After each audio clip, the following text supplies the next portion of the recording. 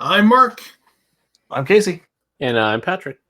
And today we're going to talk a little bit about some politics, but not in the way you might think. But first, let's roll that title.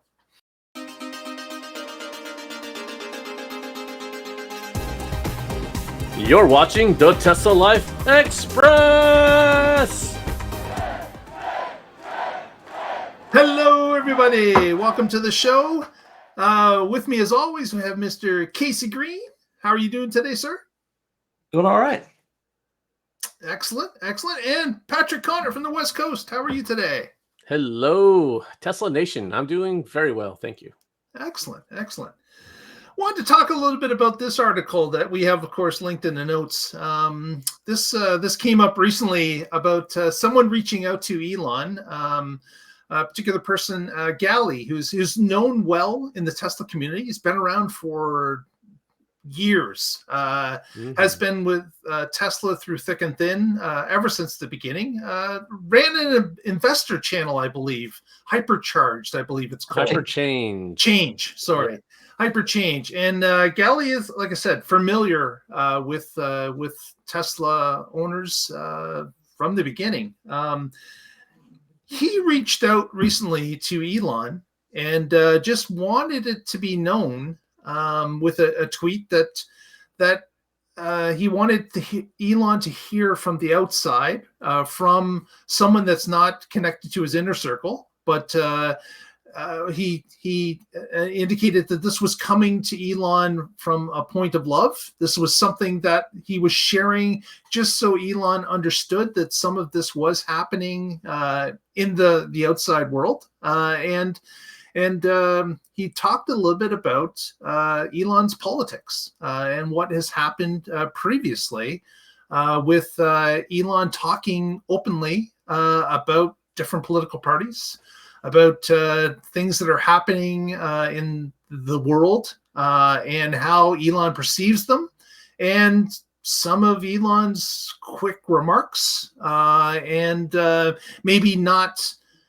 well thought of responses here and there. But Gally wanted to just let Elon know that some of this was affecting Tesla shareholders, he believes. This is something that is affecting Tesla as a company. And there was a lot of comments on the thread that came from Twitter. And I thought we would talk a little bit about what we've seen and how that there's now this bit of a divide in the Tesla community with people on the left, on the right, and some people not being able to really look across and see what's on one side compared to their side. It's become a struggle of sides almost within the Tesla community.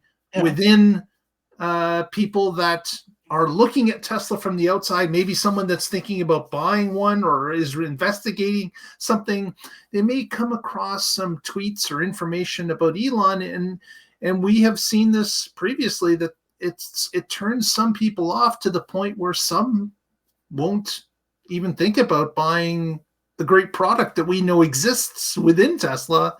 And decide to pass it by. And Gally wanted to let Elon know that he's seen this happen and he knows it is happening, and just wanted Elon to understand that this type of thing is happening, and you should be aware of it as the CEO of the company. Yeah, but even irrespective of any sides that you might slice this debate into, because any topic that he decides to enter often has sides. This is not. He's been on Twitter less than I have. This is not back in the day when we first got on, and you're sharing your breakfast and a good morning message.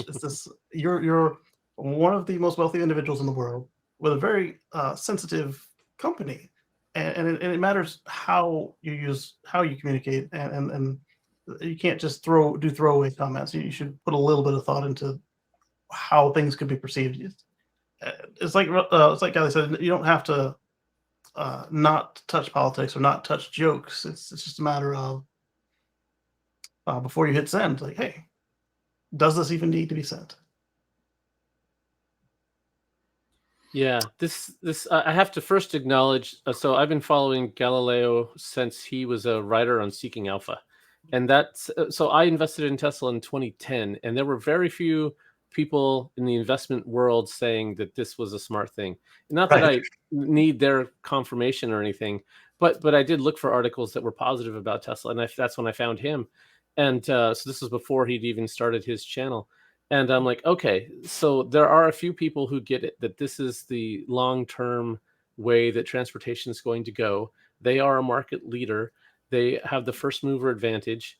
And then it wasn't really until 2016 that I realized what a technological advantage they have when I started driving one. Because I'm like, okay, yeah, they're making EVs, but uh, anybody can make an EV, right? That's not anyway. So I just wanted to disclose that. And he also has an investment syndicate called HyperGuap. I'm also a member of that and have invested in a couple things through that. So full disclosure. And but I really think that he did this the right way. So a whole lot of people have told Musk, "Hey, shut the hell up about your political comments. That's not what I want you to do." And to which he's like, "Screw you! I have the First Amendment and I can do whatever I want." But Galley took a smarter approach and said, some of the things that you're doing are not helping your mission. They're hurting your mission. You're alienating potential customers. I should not have to defend your politics when I step out of my Tesla at the grocery store. Right. And I'm here for people on lettuce. exactly. And so I was really shocked to see Musk respond with "I hear you," which was great. I mean, okay, so maybe he actually took some of this to heart. And multiple times, Musk himself has said we should be espousing love. But then the way some of the comments that he makes, people take that as pure vitriol hate coming from him. Even if he intends it as a joke, you have to be able to think about how people who are in some of the communities he's pointing at would receive that. And it's not always very positive. And it does have a actual impact, uh, and especially the places that have adopted Teslas most heavily are the West Coast and the Northeast in the U.S. that are very politically liberal, and a lot of his attacks are at liberal politics. So don't alienate your real core audience. And so here's one anecdotal example. A friend of mine, his child came out as trans and he drives a Model Y. He loves it, but he wants to support his child, and so he's selling his Tesla because he doesn't want that association because his child thinks that is an affront to. It's because of some of the things that Musk has said about his daughter and in other situations. And as a parent, I understand that if you have a child, the suicide rate among trans people is higher than the general population, and you don't want your child to commit suicide. You want to do everything as a parent you can to support them. And so I totally understand why he's selling his Tesla.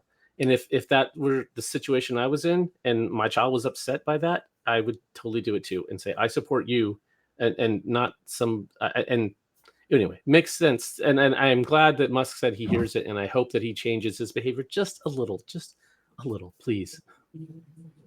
Yeah, it's something that we've seen ramp up since, I would say, the Twitter purchase. It's something that Musk seems to provide us with what he's thinking at any given moment, a lot more than what had happened in the past. And unfortunately, he doesn't walk closer to the center anymore. He just kind of just spouts out what he's thinking at that particular moment. And it doesn't matter what it is. It's just, right. I have the ability. I've got one of the world's biggest megaphones, and I want people to know that this is how I feel in this issue at this time, with whether he has reasons or not. It's just something that he's been doing a lot lately. And I'm not sure if it's going to get better, but as Patrick has said, I'm glad at least the message got through that it is affecting, Tesla owners. We've seen many people that we've, spoken to saying, what's Elon doing? Why would he say something like this? Why would he do something like that? And it's like, I got no understanding as to what's in his mind sometimes. We kind of get the breadcrumbs left that we can kind of follow, but really there's a lot of stuff that I don't understand how he reacts in certain ways. And yeah, I'd like him to be a little bit more guarded with what he sends out to the general populace as it affects Tesla shareholders. It affects the company. It affects people that currently own the vehicles. It's something that certainly is troublesome for many. And I know that the three of us have had people tell us that I can never buy a Tesla based on Elon's performance in certain ways or certain days or certain tweets that he sent out. And I can understand that. Like, do you want to support somebody that just seems to be completely different than what you expected them they were, or that they've changed to, or that there's an issue with? I understand why some people can't do that. Right, or if they're saying things that like literally demean you and cut you at the knees, even though we feel is one of the best products out there. If you feel like you're selling yourself to do that, would you consider it? Another really good example about this non-politically is the delivery swap with XAI. Elon owns XAI totally. It's a private venture. Tesla is a public company, and reporters and others had asked him, "Hey, these chips that were coming to Tesla, why are they going to your private company now?" And his response was just, "Oh, Tesla couldn't use them," and he just dropped the subject. That was ineffectual. He could have said, "Hey, Tesla couldn't use them yet. They had a way to use them now. We did a delivery date swap." That would have been a much more effective answer, and it would have, like, right now there's pending litigation over that, and he could have avoided himself that many more lawyer fees if he had been a little more thoughtful in his answer. Yeah, so some of this stuff is, it's kind of like a forced error on his side that he's done some of this. I've heard many people say, well, I don't know what, for example, Mary Barra's politics are, and it's like, exactly, because she doesn't go out and talk about this outside of the context of her job, being the CEO of GM. She just stays within that bubble. And that's it. And I understand Elon's not going to stay within the bubble. I get it. But as Patrick has mentioned, we're hoping that with this information that was sent to him from the outside, that he maybe gets a little bit closer to maybe walking the line as opposed to just being free throwing, which seems to have been the pattern lately, and unfortunately, it seems to be getting worse. There's more and more things, as you mentioned, Casey, with the chip thing. It was something that was just kind of said off cuff that may have caused him some legal woes, just because it didn't have to be done that way, right? That we're talking about misappropriation of or embezzling of Tesla property for a personal project. That's the way they framed it, and that fit his answer, his initial answer. If you stop there, and he did for hours and days, if you'd stop there, that wasn't a good answer for somebody who was heavily invested into Tesla and not. So this is, but as mentioned, I'm grateful that Gally got through with this tactful message from the outside, just to let Elon know to the inner circle that this is how it can be construed from the outside, and that it does affect Tesla shareholders, it does affect Tesla owners, and it does affect your future owners. So it's something that Elon had replied back, as mentioned, that understood. I hear you. So hopefully we may see a little bit of a change. We may not see a change, but it's something that at least the message got through on that occasion.